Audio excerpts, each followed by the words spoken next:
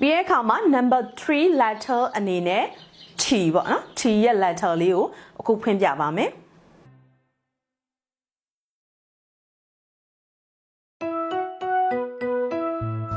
When I watch the tennis game,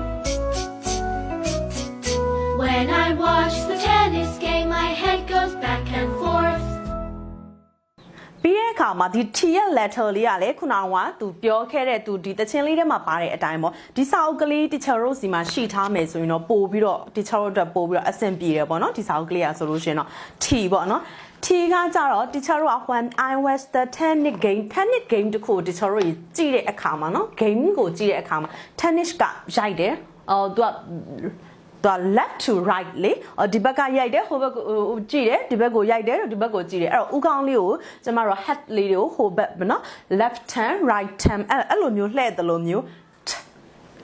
နှုတ်ကနေပြီးတော့လေကလေးတွေကိုအတန်ထွက်ကလေးနဲ့ T ကိုကျမတို့က T လို့ကလေးတွေကိုအတန်မထွက်ပေနဲ့ဘောခုနကအရှင်အတိုင်းပေါ့နော်ဒီ sounds သူ့ရဲ့ letter sounds လေးကအတိုင်းပဲအဲ့လိုမျိုးလေးလုပ်ပေးရမှာပေါ့နော်